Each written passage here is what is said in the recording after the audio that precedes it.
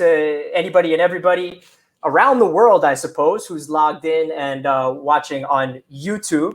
We're here today. I'm Greg Guglielmo. I'm the founder of Avanti Prep. My own background is that I worked in finance prior to my MBA. Went out west, completed my MBA at UC Berkeley Haas School of Business. I've been involved in MBA admissions now for approaching a decade, and have, through Avanti Prep, worked with applicants on several hundred school applications over the years, applicants from all over the world, all different backgrounds, all different professions. And I think we have a fantastic mix of 4 candidates here today who are going to share a little bit about themselves. So process-wise, we'll go around the group for some brief introductions from each of the 4 applicants, and then we'll have kind of a little bit of a Q&A, perhaps about 10 minutes each, candidate by candidate, and then we'll close with some questions at the end. I'd like to invite, I invited the 4 candidates here as well, and anybody else watching, please feel free to sign up for a free consultation with Avanti Prep. We'll have more than just 10 minutes each to have a kind of an iterative dialogue and sort through your own questions and concerns and profiles and strengths and soft spots. So avantiprep.com, if I can make that plug. I welcome the chance to chat with anyone. But let's turn it over to Haley, who's going to start with her little intro. Hello, Greg, and everyone. So I am in San Francisco, California. I actually went to Cal as an undergrad, so go Bears. All right. And I am a marketing media professional. Have been working in brand media and media strategy for retail companies and consumer goods for the last few years. So excited to chat. Great. Looking forward to it. Next intro. Hi, Greg. Hi, everyone. My name is Shekar. I'm from Mumbai, India. I'm presently working with the banking regulator of India, regulating and supervising banks in the area of cybersecurity. Before that, I've worked in the rural development sector, and I've also been a software engineer. I'm done with my GMAT, and I'm looking forward to apply this year. Thank you. Great. Thank you for that. Next. Is it me? I forgot. Sure. I didn't quite hear it before either, but Ricardo, please go ahead, and then we'll move over to Deborah. I'm sorry, Deborah. So I'm Ricardo. I'm from Brazil. Currently, I'm living in São José dos Campos in São Paulo. I'm 28. I work in a buzz startup tech company, and I used to be a military since I was 14. Last year, I made this big change, and now I am visualizing my MBA for having a solid base for this change. Great. Thank you, Ricardo, and welcome. And Deborah for the 4th and final introduction. Yes. Hi, everyone. Thank you so much for doing this in terms of a live profile evaluation. My name is Deborah Walabi. I am originally from Houston, Texas, but currently live in New York. I've been in New York for the last 8 years. I attended Columbia University for my undergrad degree, and I studied civil engineering, ended up staying and getting my master's in civil engineering, started my career in construction management, and then kind of built off of the foundation and transitioned into commercial real estate, where I currently work as a project manager. I'm looking to go and get an MBA to get more involved in the real estate, actually business side, so investment, development, and see how some of those more long-term dreams of mine can be realized. Great. Thank you, Deborah. So that's a little bit of background again for those watching. If anyone's out there, have a little bit of context on the profiles of the candidates we're working with today. Looks like coming up on the screen are going to be a little bit more detail around those profiles, but we'll spend now about, we'll target roughly 10 minutes each. We'll try to keep ourselves to that and go candidate by candidate and address specific profile questions and concerns. I'd like to thank the 4 of you, by the way, for being willing to, put yourselves out there and share some of the questions you have. I think that, a lot of applicants, it can feel like an individual effort as much as you want to reach out to others who have gone through the process and current students and alumni at different schools, which I encourage everyone to do. it can really, really help to be in a forum like this and hear other people's stories. And for those of you, again, if there's anyone out there watching, to pick up little tidbits along the way. And I look forward to doing that. I'm going to apologize in advance if my eyes are ever wandering and they look like they're going just to one side or the other. I have your profiles up on the side of my screen as well in bigger text. So just be eyeballing those. But Haley, I think we'll turn it over to you. You gave us the overview on this. Did you have some specific questions or thoughts that you wanted to target with these next 10 or so minutes? Yeah, so I can give also a little bit more information, the kind of why MBA question. So I started off as a full environmental scientist. I was thinking I wanted to potentially go into research or even maybe be a public policy advisor, but going to a lot of sessions and industry events, I felt a little bit discouraged, just given the kind of headwinds that a lot of people in the field face and the challenges there. And I actually found myself in a class with Professor Ross. I'm not sure if you ever took a class with him, but he's the sort of society and environment ethics lead for Haas. And I totally fell in love right away. I wanted to just take as many business classes as possible. And I was able to do that. And I really enjoyed it. I love the kind of consumer behavior side of things and have been working in that for the last few years with the media execution side, but I'm interested in leveling up a little bit. I'm really in the micro. So the very last step, the product is baked, for the most part, even the marketing strategy, the budgets, and then I'm sort of the last rung of the baton pass, and doing the actual execution. But I want to move up a little bit higher, I think, in sort of brand strategy, even product planning. Anyway, but that sort of side of things, I guess.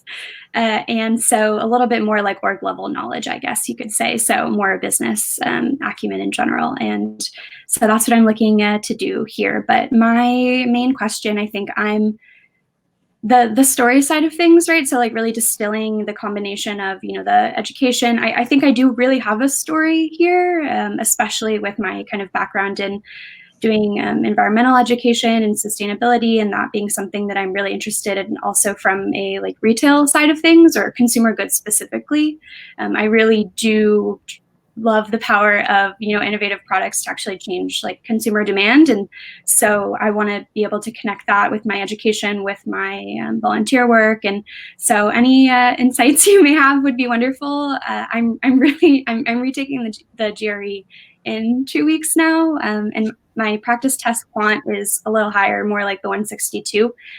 So I'm really aiming for that. And I'm a little nervous about my lack of quant background, but I do a fair amount in my job, actually. So I'm hoping to have my advisors kind of emphasize that. And I'm actually taking a few classes through Coursera, econ, business finance, all of that to boost things up as well. But yeah, any recommendations you may have, and even just kind of distilling and connecting things where I'm not focusing too much in one area, but making sure that they kind of know what I'm about, and the background is really important to me. And I want to make sure that that's communicated correctly.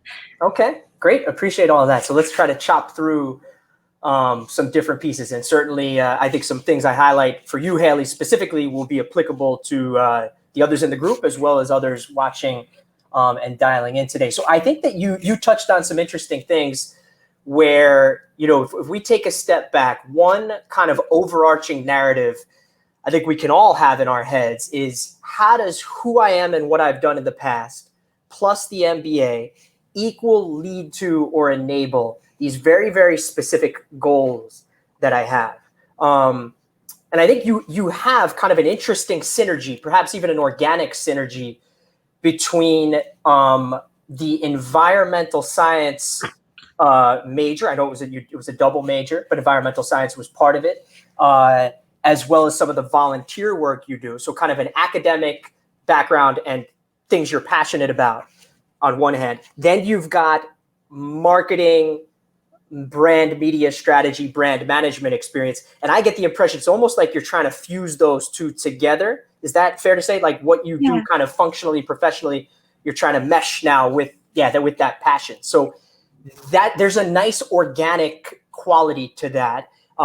Certainly some people who are applying are going to be looking to make a stark pivot. So we can talk about, there'll be some of those situations here today, perhaps. But I think there's an organic quality to that. So if that's the who you are and what you've done to this point, there's a duality to it that I think is organic and meshes well together.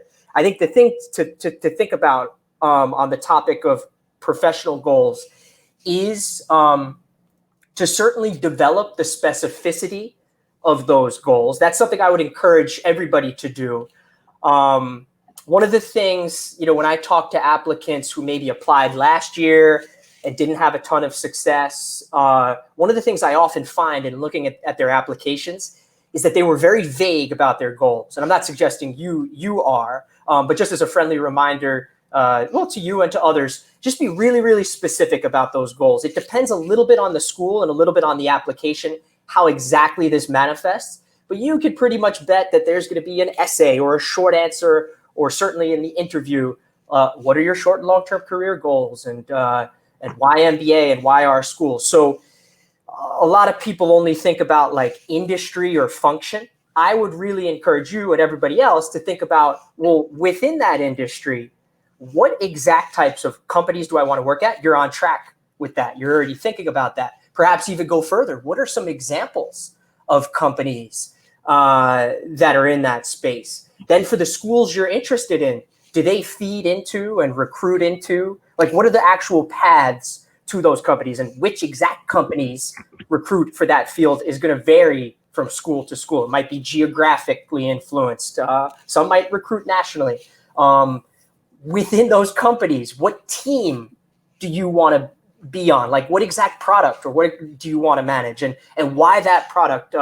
What impact do you hope to have? So that's kind of a short-term goal development. I would try to be equally specific to, and again, where exactly this shows up will vary school to school, but I would also be specific about looking ahead. What's my medium-term goal? What's my long-term goal? Once you've really, really established the specificity of those goals, you can kind of rewind back and say, again, going back to that overarching paradigm I talked about, but I've established the specificity of my goals. Now, what knowledge, skill, and experience do I already have that are relevant to those goals? You could say, well, that's my A, B, C, D. I already have A, B, C, D, which are relevant.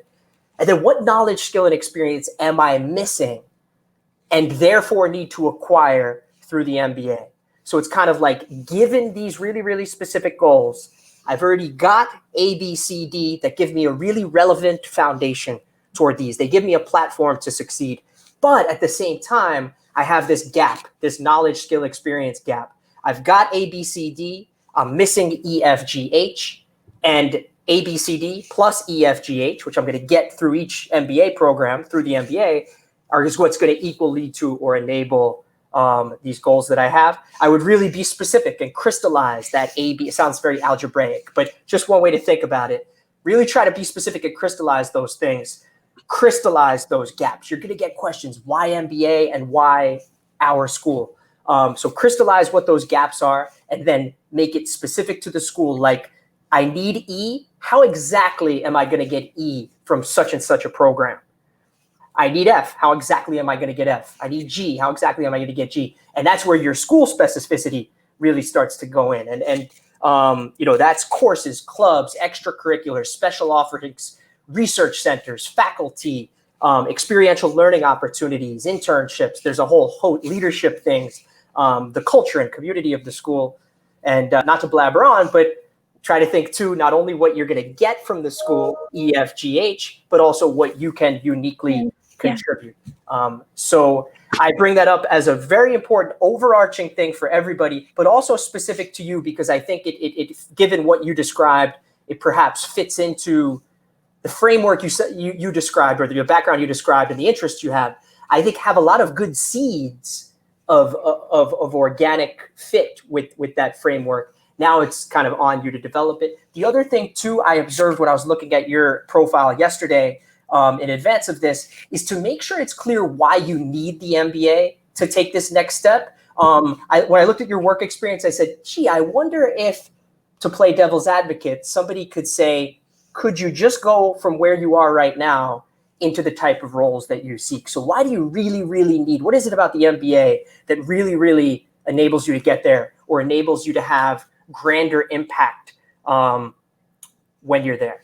Yes, I'm definitely trying to crystallize, because I still want to focus in marketing, but what I'm really craving is more that corporate strategy knowledge. So when we're thinking about even like product portfolio development and then marketing, like I want to know more about the business side, like looking at doing like market surveying, like understanding competition, like firm level kind of knowledge. So thank you. Yeah, I'll definitely work on kind of crystallizing that. Okay, great. Yeah, and another thing I would encourage you, you're kind of, this might be a little bit baked into it already for you, but another thing I would encourage everyone to think about is within these goals, like what is the genesis of interest? If you don't need to have like a whole big, like kind of backward looking thing. In fact, I'd caution against that, but it should be clear and it should kind of, the authenticity of where these goals come from, how they've evolved, the passionate purpose behind them.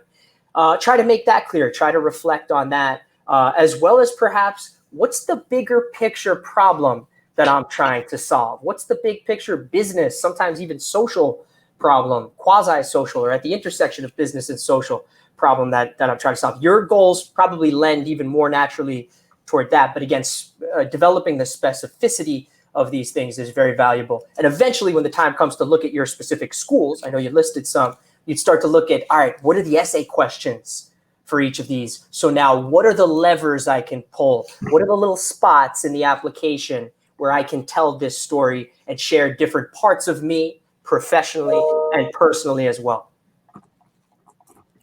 Awesome. I'm not sure too. Anyway, we can kind of wrap up. Thank you so much. That was so helpful. I'm definitely a little nervous about my scores just with the programs that I've listed. I know you have them in front of you, and yeah. I don't want that to be the thing that holds me back. I hope it doesn't. But any insight based on just like your gut check, that would be helpful too. Sure.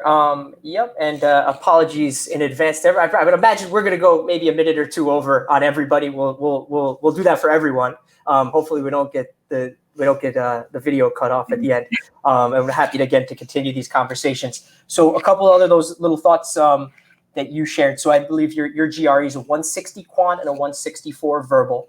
Look, I think one good piece of news is if you look at the GRE averages for schools like the ones you've cited, with the exception of Yale. So I don't know if people can see it on the screen, but your stretch that you listed was Yale.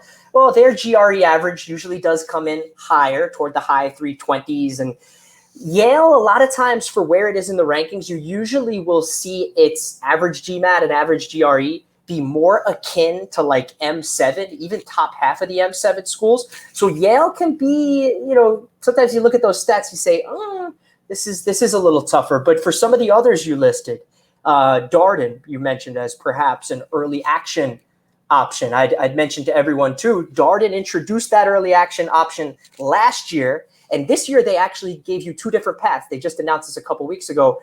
You could either do early action binding or non-binding for Darden. So a little bit of flexibility in there. For some of these other schools, Haley, Darden and some of the others, your GRE is hovering right around the average. I think it's still a good observation and a good effort to try to boost that quant, because maybe that's a little lower than average. And if it's not super evident in your work experience how much quant stuff you're doing, you alluded to this before, and that's a great observation, a great thought, a great plan. Really try to cull that out. I would encourage everybody to reflect on what do I think are the obvious strong suits, and then what do I think are the softer spots of my applications? How can I mitigate or develop or cull out, proactively buttress those potentially softer spots?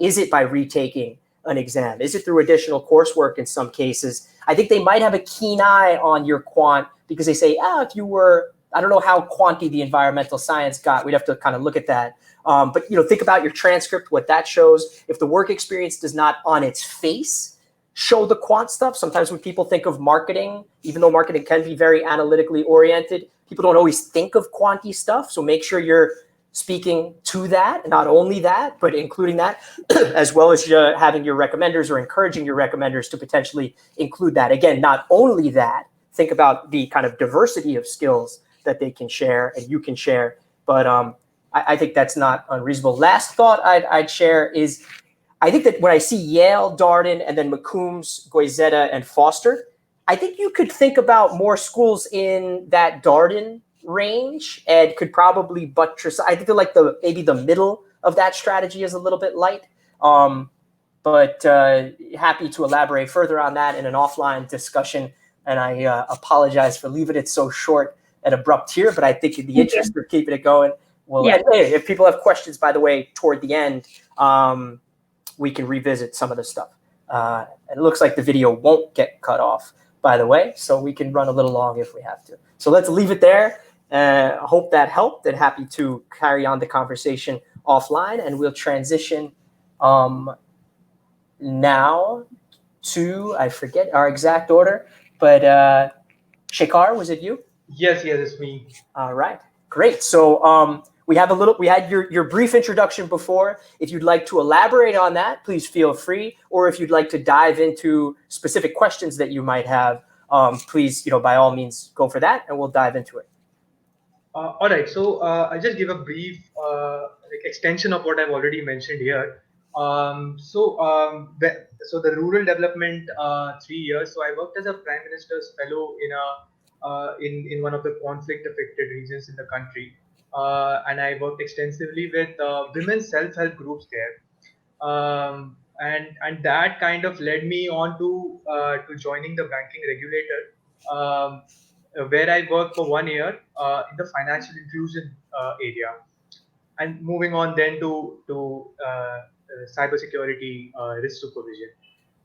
So when I I think there's some some of the slide has did not show everything, but my post MBA goals, regarding the long term goal. So I mentioned technology risk consulting, but I'm also interested in helping smaller businesses leverage technology to say expand their their market, and say optimize their supply chain. So along these lines, while I have around more than 6 years of experience, but what I lack is I've actually never worked in the private sector in a profit making enterprise. So with my MBA, I'd like to gain some business skills, some exposure to how businesses are run, how businesses are set up, and then maybe in the future use that to establish my own consulting enterprise in India. Great. Okay. Great. Do you have a specific question that you'd like me to address, or I can also just kind of, I guess, download into some thoughts if that's helpful? Yes. So the questions are very general. Like, what are my weak areas? What could I do better in terms of articulating? I think these are the broad areas that I would like some advice on. Yep. Okay. Sure thing. So I'm sorry. There is one more thing. I'm sorry. Sure. You also have the list of B schools that I'm targeting. Mm-hmm. If you could just tell me if I could maybe add some schools in my reach or stretch schools. Sure thing. All right. Great. Let's try to dig through those things. Look, I think first thing, congratulations on a fantastic GMAT score. So kudos to you. It's a lot of us as former applicants or former students, as well as current applicants, man, that's a tough test, and a lot of people retake. So kudos to you for achieving a high score. I think for folks who spend a lot of time on GMAT Club and in this process have an awareness that there can be certain applicant pools or country applicants from certain countries that can be very, very crowded and competitive. So it does get hard to differentiate yourself, and scores, among Indian applicants are very, very high. So to have an even high range score amongst an already high GMAT applicant pool definitely does help. If I had to kind of pick on, I don't mean to be picky here. The GPA maybe feels a little bit on the lower side, but hopefully the GMAT helps overcome that. And international GPAs among international schools, it could be a little bit more opaque for admissions committees, and it's a little bit less visible as well. Like domestic US GPAs are going into the pot and going onto their class profile page and getting published so everyone can see that such and such a school has a 3.6 average GPA. So I'm a little less concerned about it there. And again, you've got the great GMAT score. So as with anyone, there are strengths and softer spots in every application profile. Some of them are more black and white, like numbers and where you went to school and what your GMAT is and what your GPA is. Other things are a little more gray, and perhaps even things that can be more in one's control. So, coming from the public sector, it's maybe a little less common, a little less traditional, but it's not like you definitely see it. And I definitely think there are things within it that that you can kind of maximize and really unpack and dissect and share that would be interesting and relevant and even try to make you unique amidst the applicant pool. So therein is like probably a good example of some of the complexity that exists with any of our experiences where, look, if you had 7 years of experience at in the front office of a gold or platinum MBA feeder firm, like a top tier consulting firm or a top tier investment bank, of course, that's going to be stronger, quote unquote, stronger and more typical of top ranked schools than coming from less known roles in the public sector. At the same time, however, I would encourage you to think about, well, what are the really unique elements and experiences I had by doing this? You've got some pretty diverse experiences in there, if I read things correctly, starting as a software engineer and then working in rural development, which I imagine put you out into communities and new places and stepping outside your comfort zone and different, very different perhaps cultures and cultural regions and linguistic regions of India. I'm not sure the exact geography of where you were operating, but and then now to work on the banking regulation side. So yes, it's public sector, and maybe it's not as gold or platinum. I use those words. They're sometimes used in the forums to say oh, it's not like you're coming from a kid, but not everyone is. So you got to think about, I would encourage everyone to kind of own your experiences and really unpack your experiences. That's professional and personal.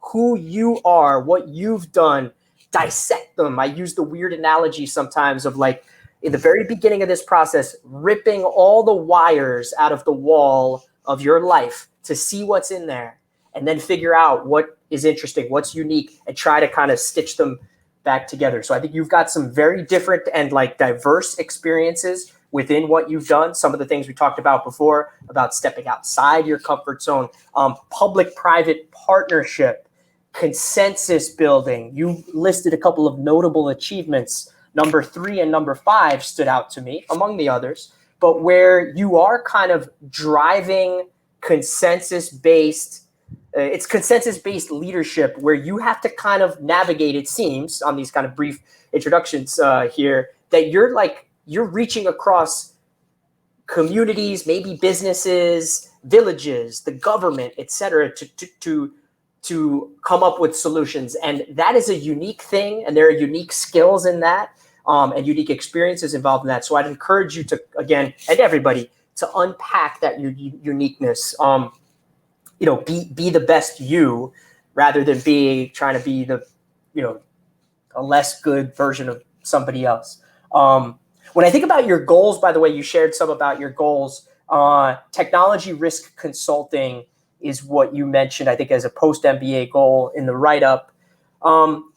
It's perhaps not, I would want to, if we were talking again, I would want to probably wrestle with and pick your brain about what you're interested in. Maybe it is consulting, but technology risk consulting, it feels more like what you already do now. So in what way is the MBA enhancing you or taking you to the next thing? It's also among top schools, even probably like top 20 schools. If people who place it to consulting, there could be a technology or digital orientation to that.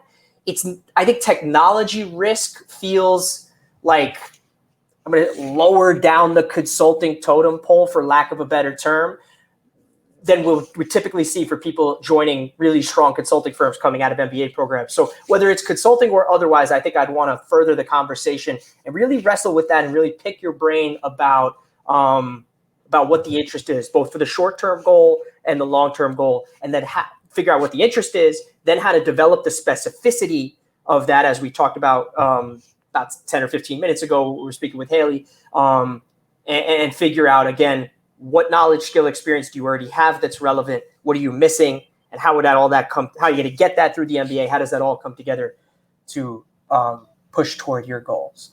I'll pause there. You asked about schools as well. Should I proceed into that, or any thoughts, reactions, follow-up questions? Yes, schools. Okay. I think we can work on that. Great. So you listed Booth, Kellogg, Haas, Tuck, Yale, and Darden. So I would say a pretty good bandwidth of a pretty good band of schools. I think that, a first thing for everyone to think about, I often encourage people to kind of look at their rankings. Not that everything comes down to rankings, but it's an easy way to see all a list of schools in one spot. And think to yourself, the MBA is obviously a big investment. You're moving a lot of times, sometimes moving countries, sometimes moving cities or locations. A big financial investment, big personal investment. You're stepping out of your regular life to go on this new journey. So I often encourage people to think about drawing one or two lines in the sand. Sometimes it's based on the rankings, or it's pulling out a list of schools by some metric, whatever you prioritize, and saying to yourself, above this line, I would be excited about this, and I would feel like it's a positive ROI, and I'm okay with leaving my life, and I'm jazzed up about going there. And that could be the line in the sand, or it could be one line in the sand. Another potential line in the sand would be, some people have a second line where they say, above this line or between these two lines, I would do it if I got ample scholarship money. So maybe they'd be willing to go a few ticks down in the rankings. And that maybe they wouldn't go to a handful of those schools if they had to pay the full ride, but if they had to pay the full freight. But if they got scholarship money, they'd consider it. So then I think once you establish those lines in the sand, you could start to look at the rest of the schools. You could start to filter by all of the other things that people filter schools by: alumni network, brand recognition. How strong is it in my field? How strong is it in my country, or where I envision working in the future? Class size, community and culture, resources, professors, faculty, etc. And use those filters to try to figure out. I think then within that, you can bucket, what are my reaches? What are my mediums?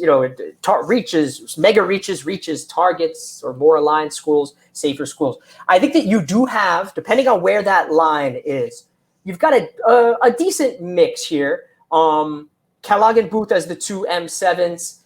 Haas kind of right in that next bucket. Haas, I would just, be aware, it does have a small class size. And when I was a student, there was about 260 students per class. Now it's 300. And that, even with the slight uptick, it does depress the acceptance rate a bit. So sometimes, if you love Haas, by all means, it's my alma mater, go Bears, as Haley and I shared before. But, that's one strategic consideration. As I mentioned with Yale before, for Haley, it is a very stats, a little bit more, we see more of a stats orientation in the class profile than we do relative to other schools in a similar range of the rankings. So you kind of mix all those things together and say to yourself, do I have the right kind of mix here? I think that I alluded before to how crowded and competitive, unfortunately, the field can be. With so many candidates, with so many great scores, competing for so few spots. Some of the data suggests there's a GMAT club study that even with a really high GMAT score, Indian applicants have around maybe and I'm talking a 760 plus GMAT score, maybe like a 16% admissions rate. It's only one study. It's an unofficial study. I don't mean for it to sound too sobering, but it's roughly a 16% acceptance rate across the whole U.S. top 20. So I think having that does lead applicants where it could be that competitive and that unpredictable to think about, how can I maybe widen this out a little bit? I think, by the way, don't be afraid of pushing any school strategy should push the envelope on the upside of where you can get in. So I'm not suggesting to shy away from the hard, but having some mix of the hard, the slightly less hard. And it's always going to be challenging, even with a great GMAT score, and figuring out, how do I stand out? How do I differentiate myself? Application execution becomes huge in terms of becoming part of that 16% with really high GMAT scores who get in, and the rest who, are a little less lucky. And again, I'm happy to further that conversation. I know offline and in the interest of time. So maybe we'll leave it there for today. But any last thoughts or questions, Shekar, before? No, I think it was pretty helpful. Thank you, Greg. We connect offline. Okay, great. Yeah, and again, I'm happy to have a more focused school conversation. I know we, talked around a few things there, but I'm happy to lock in further on that for you. I think Nikhil's telling me Deborah is up next. I know we did a slightly different order. Or Deborah, if you were thinking you were going fourth and you weren't ready, we could. No, I'm ready. I'm ready. All right. Yeah, so I could just start in terms of providing some extra information along with the profile that you have. But my interest in civil engineering definitely started in terms of understanding that civil engineering and real estate as a ancillary industry touches every single person. So that's how my interest came from there. I definitely thought that I would go down the path of, becoming a professional engineer and sticking to the construction management. But obviously, once I started working, I realized it necessarily wasn't my thing. I am still trying to figure out the exact post MBA short-term goal, but I know my long-term goal is definitely to get involved in real estate development and investment, and not just in the Americas, but also looking at international impact as well. And that is built off of a lot of the extracurriculars that I do. I volunteer a lot with nonprofits, with first generation, a lot of international impact students when it comes to some of my work. So I'm hoping that the MBA versus a master's in real estate will help when it comes to getting that knowledge background, as well as some of the international exposure, since global students getting some global experience and field experience at a lot of the top MBA programs is really pushed each year. Got it. Great. Any specific, any pointed questions that you have, or I could just kind of go into some thoughts as well? Yeah, so definitely I know one of the probably weakest aspects of my application is my undergraduate GPA. And I feel like that's going to stick out like a sore thumb. I am planning on taking the GRE one more time to see if I can get the verbal a little bit higher to match my quant. Yeah. But overall, I know that my target schools are more of mostly the M7 schools. Anything in terms of your suggestions of what will make my application holistically more competitive when it comes to applying? Great. Okay.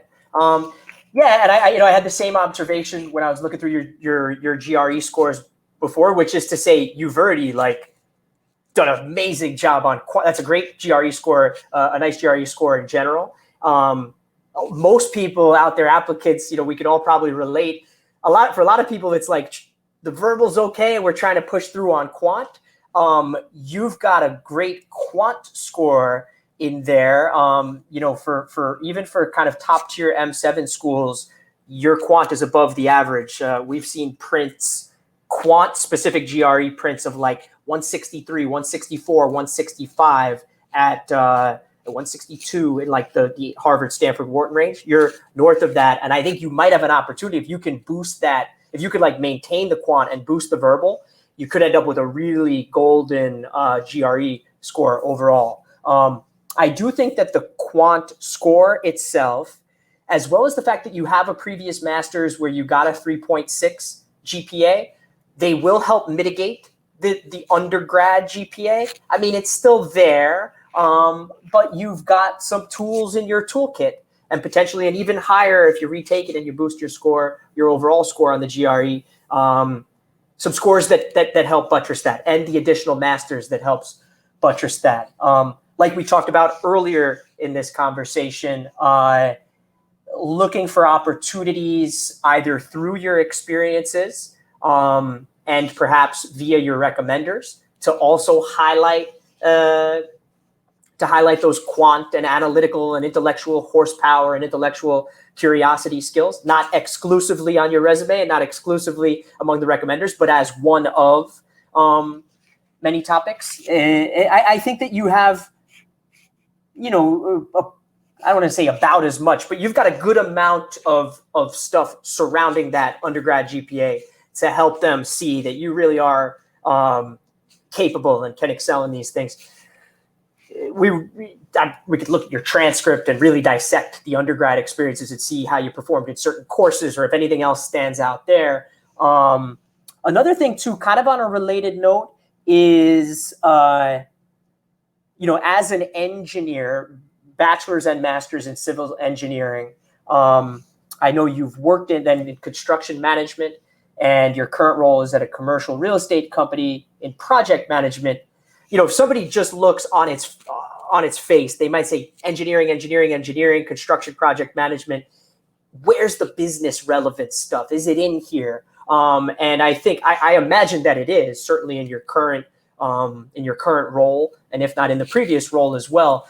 What I'd encourage you to do is really try to dissect, unpack, and then communicate what those things are. I think that sometimes if somebody's coming from a more engineering-oriented academic background and then professional background, sometimes I see resumes where every bullet is really technical, or the whole kind of ethos feels like never-ending engineering. I think having technical abilities and analytical abilities and being able to show those skills is great, but also try to think about what are the business-related, interpersonal, leadership, new ideas, influence, collaboration, driving consensus, all those other kind of MBA relevant skills and experiences. I'd encourage you to try to think about those. So that's when somebody does interpret your application, read your resume, read your recommendations, they feel all those things. I think, again, too, maybe there's a conversation or an offline conversation about looking at the transcript, seeing, do you have it? Like, how did you take any business courses, anything even related to it? Some people would potentially look at, if they wanted to kind of go the distance in terms of preparation and really try to check off every box of showing admissions committees, I'm going to the end of the earth to try to prepare myself and show I'm ready. Some people would look at coursework options. People take HBX Core E or MBA Math or single courses in some cases. And these are things that can both help buttress a low GPA, although you have other areas to buttress that, or even just show, hey, I haven't really taken much in the way of formal business training, but now I have, so that I'm showing you I'm ready for it. I have a bunch of other thoughts as well, but let me pause there for any follow-up questions. No, you can definitely continue. When it comes to the business aspect of, leading a team or thinking about projects big sided, I do think of a lot of things are considered when it comes to my extracurriculars. I am also in, business, real estate business side courses in terms of taking the time and taking the opportunity to really learn more of the financials, the business aspects, the way that portfolio managers address things, which is what also led me to wanting to pursue an MBA. Okay, great. Yeah, so I think those might have you covered in some of the areas that might be real estate oriented, but that's connected to your goals as well, it seems. So I think that could help buttress as well. And maybe you already have what I was alluding to covered by way of that. You mentioned a couple of times, and it's there on the screen for folks to see it, but your extracurricular involvement, extra professional involvement, leadership, community engagement, I think is very, very strong. And there's a pattern of it dating back to undergrad and post-college. There's a few different things in there, but you seem to be pretty deeply involved in all of them. So I think both, like some people have quantity but not depth. Some people don't have much cooking in extracurriculars at all. You've got both quantity and depth, I think, and it connects well to the things you're doing seem to connect well to what you're passionate about, as well as so they kind of connect well on both the personal side and the professional side. So that's really nice. For folks who are interested in HBS, but really even just as a something to read and have in one's mind for all schools. On its admissions page, Harvard Business School has a little short blog post. It's called "Who Are We Looking For?"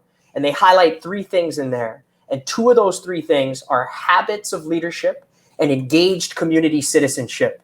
The third one is related to intellectual and analytical horsepower, aptitude, I think they call it in the blog post. But habits of leadership and engaged community citizenship. So for everybody out there and in this chat, I would encourage you to really think about where have those come across in your life, inside of work and outside of work. Think too, something doesn't have to be like, your title doesn't need to be leader for you to have been a leader. Leadership can occur on a one-on-one basis in a small team. It can occur horizontally at work, vertically. You could be the junior person, you could lead upward, you could lead downward, so there's all sorts of leadership. And Deb, I think that you've got a lot of, again, great quantity and depth, and it connects well to who you are. So really, I think that's going to be a strength for you. I would encourage you, and again, we could further this conversation offline to think about like which of these are most important, most transformative. What have you learned? Where have you failed? Where have you improved? What impact have you had?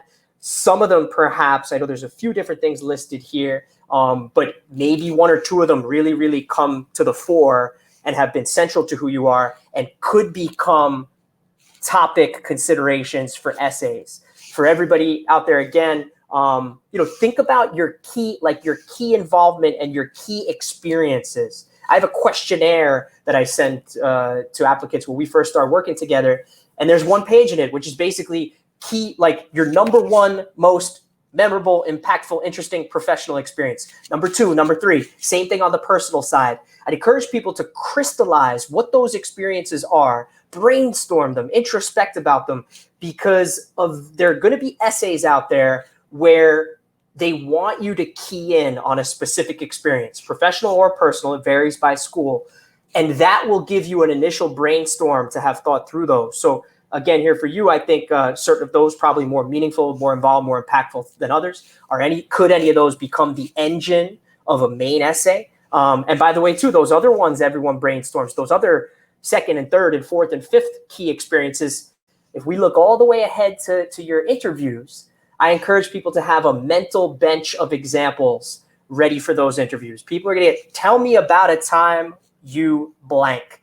And the blank could be all sorts of different things. So you want to have kind of a crystallized shelf in your head of those stories that you can key into that show different things about you and different experiences you have. But taking it back to you, Deb, I think that'll be a strength for you, certainly, the habits of leadership and engaged community citizenship. I have 1 more thought about goals. If it's all right, then we'll move on to Ricardo. I know we'll run a little long. I think we knew we would. So apologies if anyone had a hard stop at the top of the hour. But goal-wise, I would want to further that conversation as well. You've got consulting in there, I guess, as a placeholder. I know it's hard to just kind of like come up with it. And then you feel like when you do your intro, as this is true of everybody out there, you go to visit schools or at coffee chats, everyone's doing their 30-second, 60-second intro. It's easy to feel like everyone sounds like, man, they know exactly why they want to apply. Well, the truth is everyone's kind of in it together and going through these motions and this introspection around what the goals are. I wonder aloud whether, if consulting, does it feel like some sort of just maybe generic fill-in? Because I'm applying an MBA program, I got to put consulting. If real estate and these different angles of real estate that you've experienced so far, the technical side, the civil engineering side, how things in real estate actually get done, like you need to have this confluence of private developers. Where's the capital coming from? public involvement, land use, the engineers, the architects. There's this collaborative nexus. And if you've experienced certain parts of that as a civil engineer and then a project manager, you've got really interesting pieces of the puzzle already. And business strategy, some of it is related to as well. Now, is there a goal in real estate? Real estate, private equity. I mean, just thinking out loud, but I think I'd want to develop that. And if it's something that's passionate, that you're passionate about, maybe that is where the goal lies. And obviously for everyone, let's think authentically too about what we're passionate about and what the goals are, and then how everything kind of fills in as I described before. I've already got A, B, C, D that are relevant, but I'm missing E, F, G, and H. How can I get those through the MBA? But I think that, if you have that real estate passion and you've got some interesting skills in and around it already, maybe consulting feels a little bland. But if consulting is really your goal, then let's talk about that too. So I'll pause again there. Any last thoughts or questions before we move on to Ricardo? No, thank you. That was a good read of my overall profile. And yeah, I think consulting was more of a fill-in, trying to see what exactly it will show that I'm hireable after MBA program, which is what a lot of schools really think about when it comes to your application.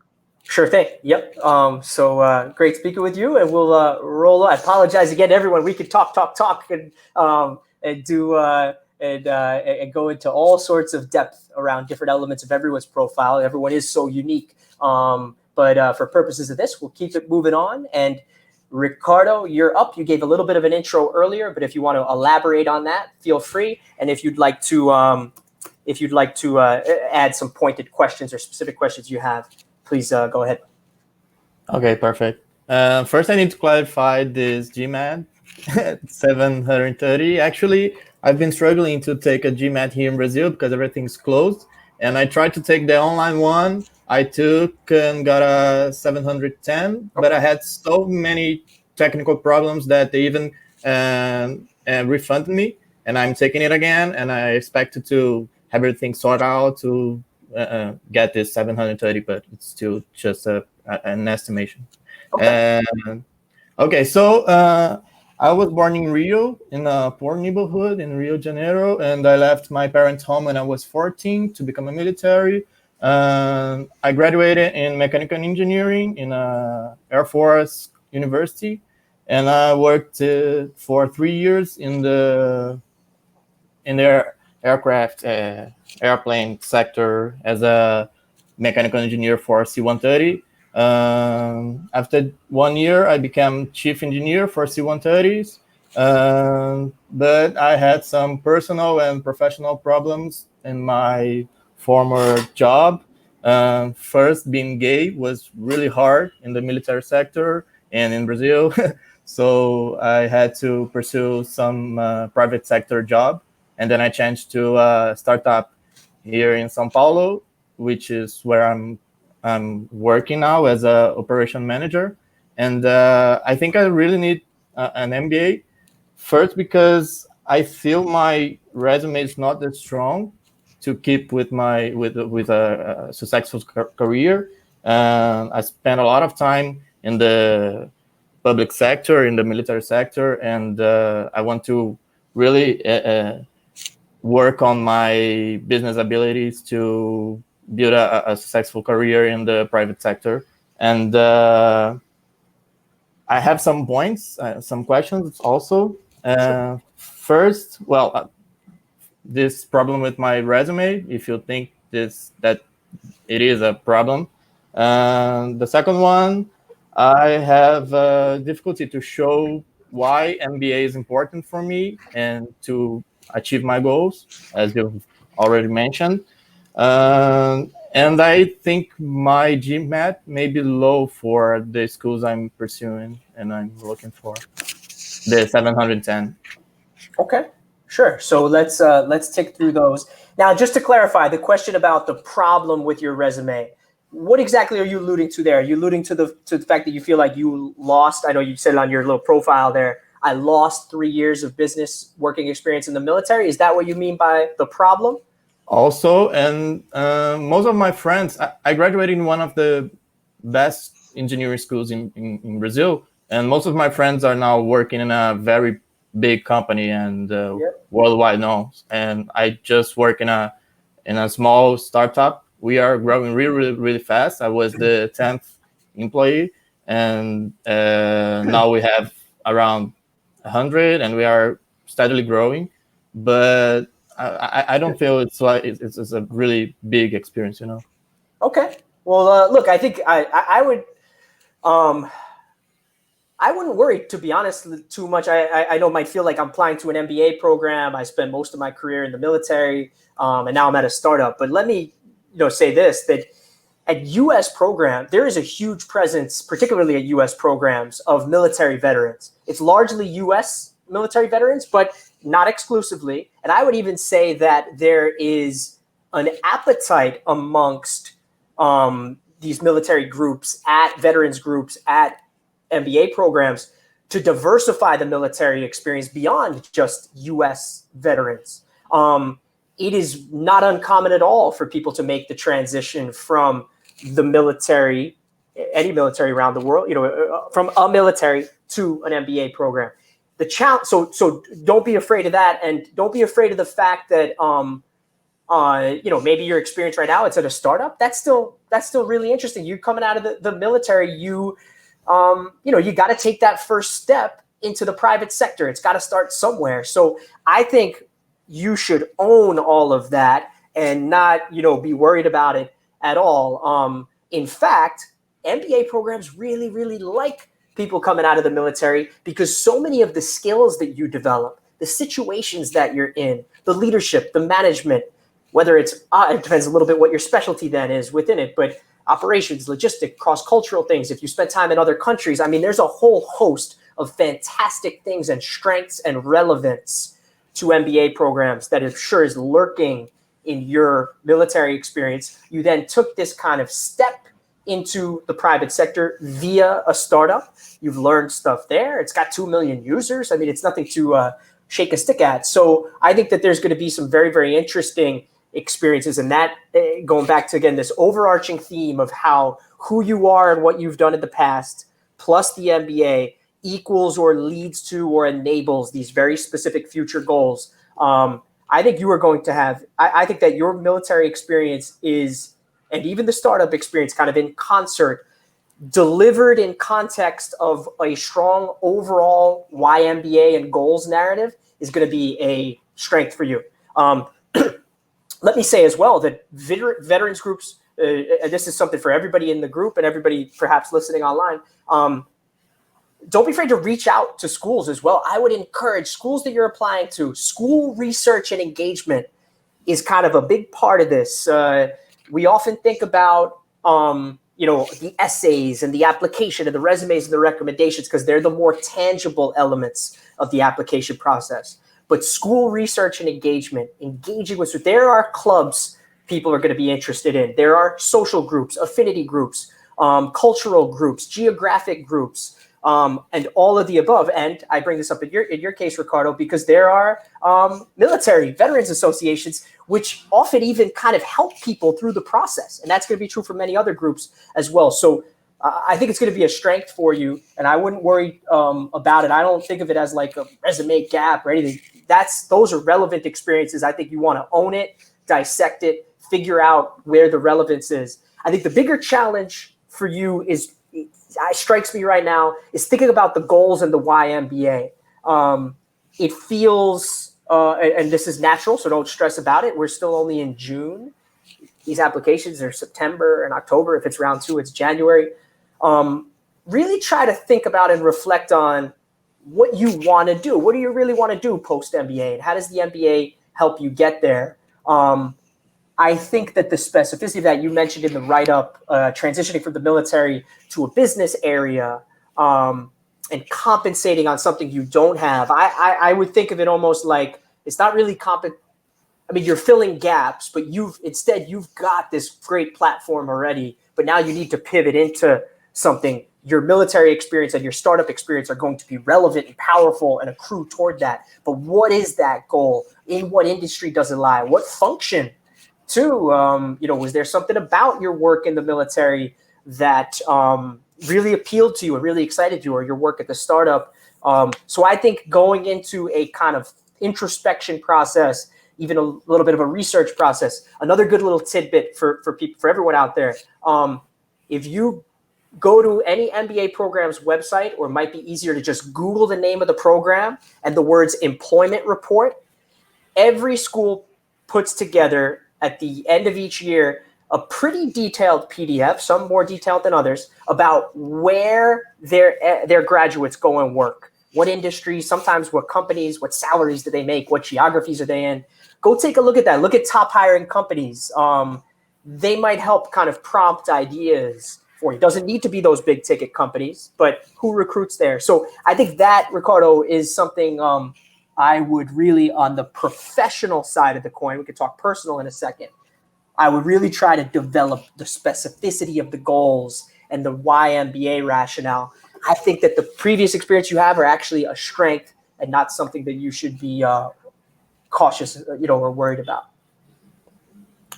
Let me pause there. I have some other thoughts, but any reactions or follow-up questions?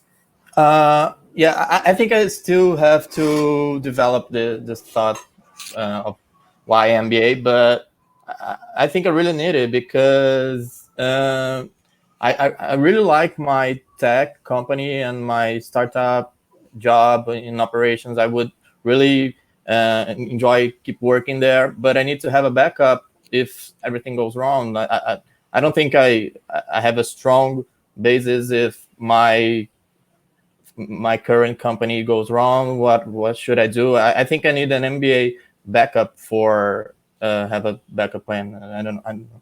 Okay. Yeah, look, that's a thought. And I think thinking about your own skill set and experiences in life, that's a good, say, hey, I need a backup here if something doesn't go right. The only thing I'd note, though, is for purposes of an application, when you tell this story to admissions committees, you don't want to make things sound like it's a backup plan. Like this is what you're doing. You have a plan, and this is your plan, and you need the MBA. You have a vision or career goals. And the MBA is kind of like the linchpin or the next critical step in achieving that vision. I would not use words like or express any kind of connotations that the MBA is like a backup. You might think that amongst yourself or in your own head for like a skills perspective and a life choice and a next step thing, but definitely don't make them feel like they're the backup. You want to articulate that vision, the specificity of that vision, and then articulate how who you are and what you've done to this point, plus what you'll get through the MBA equals, leads to, or enables that vision. Let me touch briefly before we go into kind of wrap up Q&A. You shared some things about your life background and personal experiences. This is something I would encourage. We didn't talk a ton necessarily in this forum about different people's personal experiences and lived experiences and unique lived experiences and obstacles you've overcome. We talked some about passions people have, and they might be an extension of those things. But again, I would encourage everyone, own that uniqueness. Tell your authentic story. Share your soul to a certain extent with them. Not exclusively. I mean, it's still an MBA application. You're going to have goals essays and stuff too. There's often, a typical app, there's going to be places for more of the professional, which might actually grow out of some of the personal and lived experiences, or the motivation for them often does. And there's like relatability between the two. And then there are going to be avenues and opportunities for the more personal to come across. So that's true of everyone. And Ricardo, in your case, you shared, growing up in a disadvantaged area on the outskirts of Rio, leaving home at 14 to work and join the military. I mean, to overcoming obstacles in a unique experience. These are things I would encourage you to reflect on and share, to be, to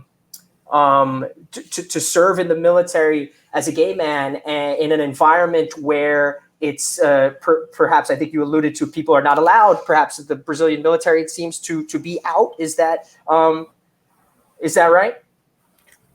It's allowed, but okay. Got it. Okay, but people, I see you're saying you were not out. I'm sorry about that. Yeah, we're not out. Not in the military. Got it. Okay. And yeah, so look, that is another lived experience that is unique to you, and it informs who you are. So for you and everybody else, there are places to share these things, these learning experiences, what shaped your worldview.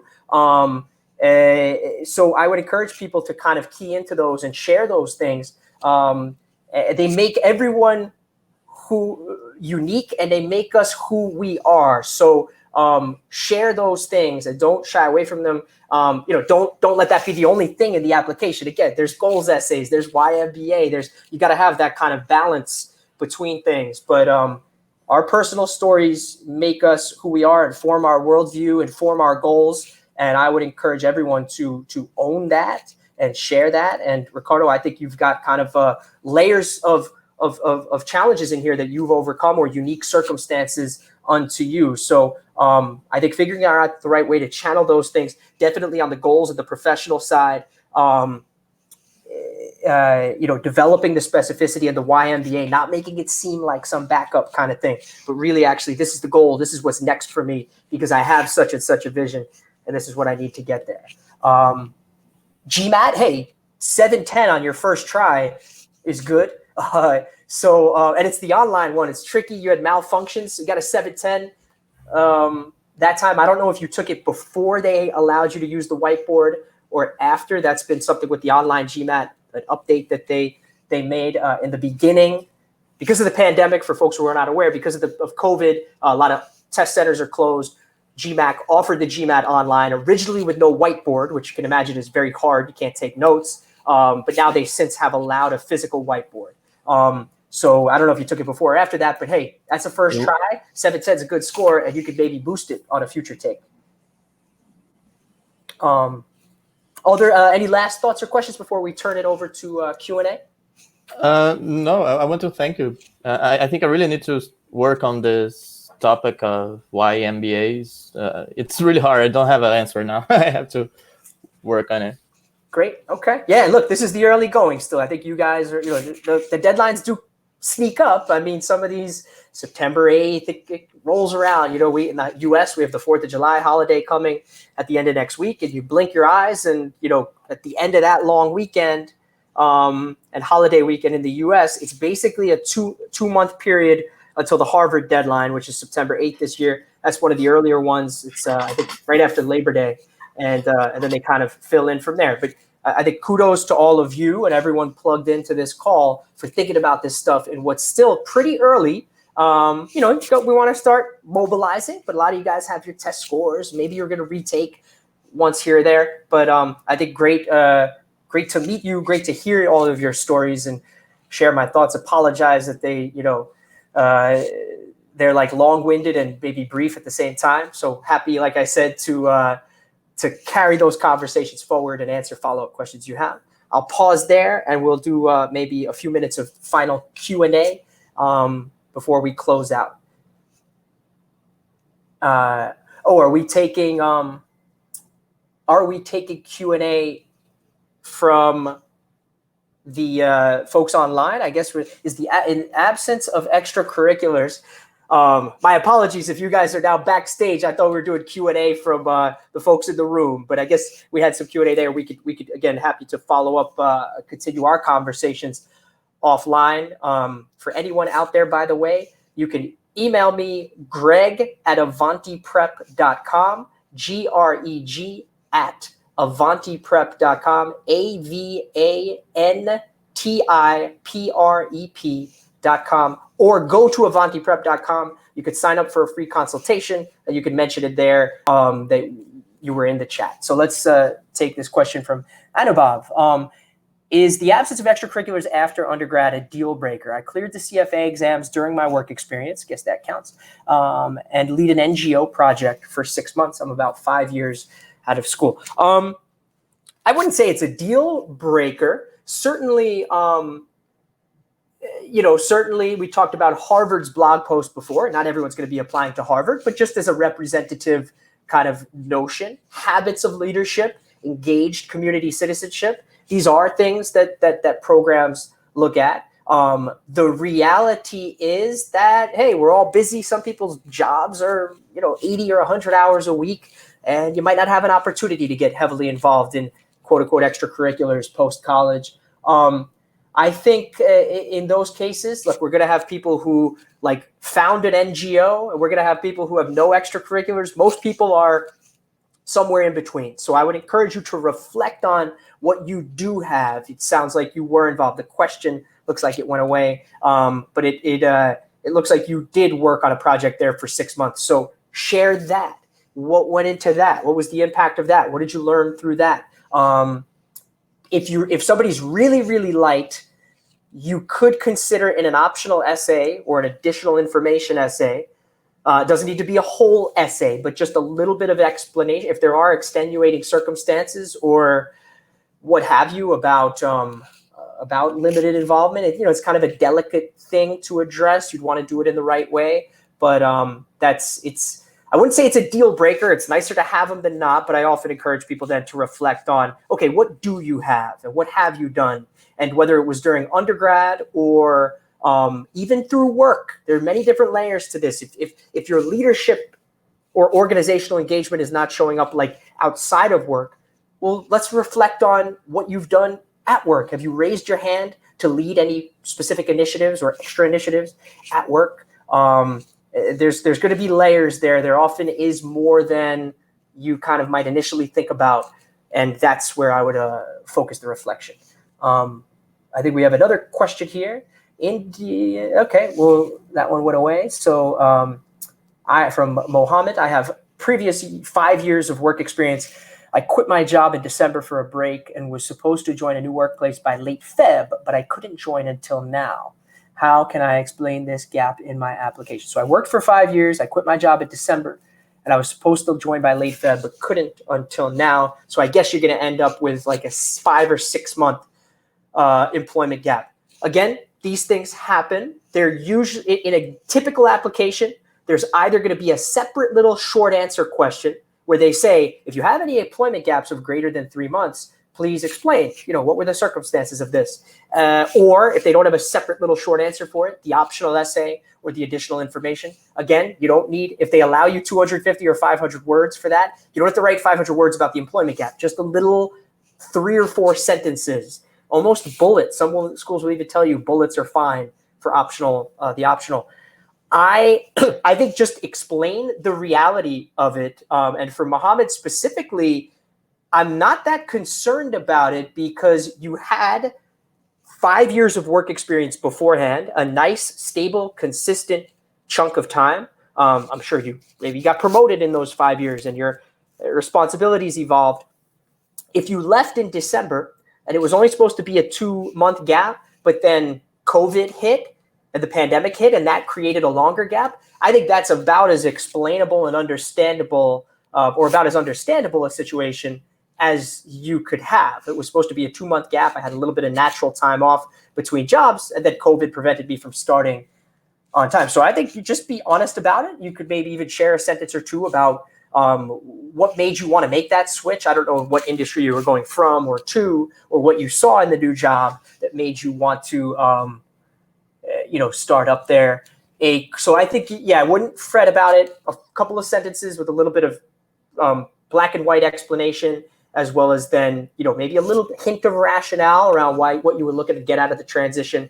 And now you're all started up. One corollary consequence of that, just to think about and have on your mind, I guess you're going to have less time at your new job than you would have had you started in February. So that can play into recommender choices a little bit. If you're applying in round 1, you feel like that 2 months was enough, I think it probably could be enough to draw from your current job, a recommendation from your current job. It's a consideration, but it's a conversation to have. It's not definitive one way or the other. Most programs are going to ask you for 2 recommendations, including one from your current supervisor. So that's a default, but you could kind of think about if you really just started and there's not much substance there, and you had 5 years of experience at your previous job, and you have 2 great recommendation sources potentially from there, and the new one would be really light and really thin, or maybe you don't want to ask them because you're going to make them angry that you just started and now they think you're leaving. That's a conversation to be had, and not everyone can use their current recommendation. That's something else you'd want to, their current supervisor rather, that's something else to explain in an optional essay. but a dialogue to have around recommender selection. Let's do this and one more. So 2 more questions, maybe 3 if we're feeling good about it. Is there any specific preference among business schools between the GMAT and the GRE? I would think the short answer to that is not, for the most part, not really. The GRE got introduced as an option for business schools 6, 7, 8 years ago now. We've seen percentages of individuals who apply with a GRE increase over that period of time. Poets and Quants actually has a nice, for people who follow Poets and Quants, the website, they have a couple nice articles every year or two that show the percentages of individuals at a given school who take the GRE. There are still some schools out there, a handful of schools, that will articulate explicitly or implicitly a preference for the GMAT. That's something you probably want to look at a school by school basis. I'm not sure kind of what scores or schools or geographies you're dealing in here. And I think that a common consideration with this is, understand what the GMAT is still kind of the default. I think even on the high end of percentages for the GRE, you'll see maybe 20% of students that give it, but that doesn't mean you should shy away from it. I think a consideration to have, a lot of people, might start with the GMAT. And if you're not really testing at the level you would need for your applicant pool to be competitive at the schools that you're interested in, sometimes the GRE becomes a consideration. Sometimes it clicks better for people. And a lot of times as well, the GRE is just like a less visible score. Even though more and more schools are publishing their average GREs on their websites, the GMAT is what is so commonly quoted. And there's this GMAT arms race, and whose scores are going up and whose didn't go up amongst the schools. There are pretty visible ranges as well for GRE, but really more so for GMAT. You'll see often middle 80% ranges cited. Sometimes you'll even hear about a middle 80% range for a certain applicant pool that's even a little more stringent. So if you're not penetrating those ranges on the GMAT side, the GRE can become an interesting strategic choice. And some people do find it easier to kind of hit those averages. There's a little bit of a weird skew. If you look at the data, the GMAT is like still, higher. If you go to the ETS calculator, Educational Testing Service calculator, and translate GMAT scores to GRE scores for a given school, you'll usually see that the average GMAT of the class and the translated GRE translated into a GMAT, that converted GMAT is a little lower. And sometimes people see an opportunity, a strategic opportunity with the GRE there. Let's do one or two more here if you have them. And if not, no worries. We can wrap things up. Apologies out there for going a little long, but hopefully this is helpful to folks. Does one function experience in multiple industries help in consulting goals? I have 6 years of experience across 4 industries, started as an assistant manager, now heading city operations. Team strength is greater than 100. I don't know that so I guess the question is, I have consulting goals. I've got really deep functional experience in one area across a variety of industries, as opposed to perhaps multiple functions in one industry or in multiple industries. I don't know that there is necessarily a better or worse with this. I think that there are pros and cons to each. I think that if you do have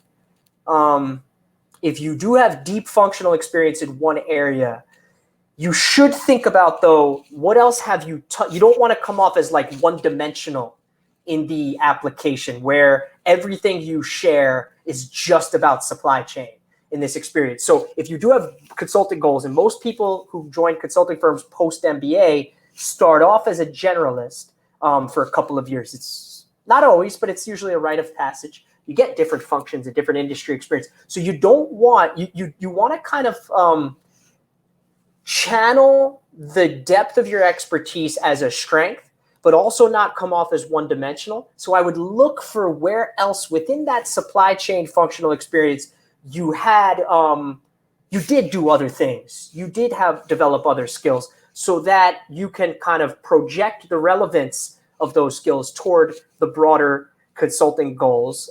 Think about too, this is true for anyone with consulting goals. I talked earlier in this conversation about specificity of goals. Not just what industry do you want to join, but what company or companies do they recruit at the school you're interested in? What team or teams within those companies? What specific roles do you seek? What projects do you hope to work on? And impact do you hope to have? In consulting, I would encourage you to do that too. Add those layers of nuance. Really share the layers of specificity of the goals. So even if you're going to start as a generalist, after those couple of years, is there a specific industry you hope to focus on? Is there a specific functional expertise that you hope to develop? Why these things?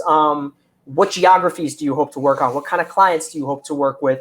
And for the individual who asked that question, do you want to kind of carry forward the supply chain expertise or, in some way? Do you want to pivot into something more new? If so, how are you going to get there? How does the MBA help you get there? Or maybe supply chain is like a good piece of it. But maybe it's more broader operation. So you could kind of work through those things. But again, unpack your strengths, unpack the relevance, unpack the strengths, develop the specificity of the goals, and make sure it's great that you have depth of expertise in one area, but try to think about what else did I touch, what else did I do surrounding that is relevant to these broader consulting goals, so that you don't come off as like one-dimensional. So I think we could wrap it there. If there's one more question, I'm happy to do it. We could go to another 5 minutes, but if not, Nikhil, you could let me know and we could wrap it up. So, all right. I think that is where we're going to wrap it. I'd like to verbalize what you see there on the screen. I thank everyone for their time. I hope that the detail helped. There is a lot of detail in here, and really dissecting again who you are and what your goals are, the personal side, the professional side, the specificity of the goals, what you have that's relevant, what you're missing, how you're going to get it through each MBA program, how you believe you can uniquely contribute, and why you fit that school. So I'd be happy to further the conversation with any of the 4 folks who are in here today or others joining online. The website is there on the screen. You can feel free to sign up for a free consultation, and we'll look forward to chatting. Thank you very much again, and I hope everyone has a great day and a great rest of the week.